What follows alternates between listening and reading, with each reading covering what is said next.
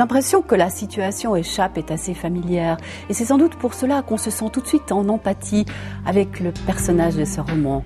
On est introduit dans son univers, l'univers carcéral, une cellule où les interrogatoires se succèdent. Mais le vrai interrogatoire, c'est cette question qui tourne en boucle. Où est-ce que j'aurais dû comprendre que ça dérapait ? Comment la rencontre avec Betty, cette blonde sulfureuse, l'adultère qui s'en est suivi, a-t-il pu déboucher sur un crime passionnel ? Ou peut-être pas passionnel ? Lorsqu'il me demande comment ça a démarré, je ne peux rien répondre.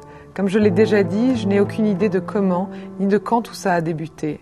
Je sais seulement que ce n'est pas moi qui ai commencé. Ma participation a été tout à fait involontaire. Ce n'est que plus tard que j'ai eu la certitude que c'était un coup monté. Mais sans doute que ça a commencé dans cette chambre conjugale encore à aménager à Tingold.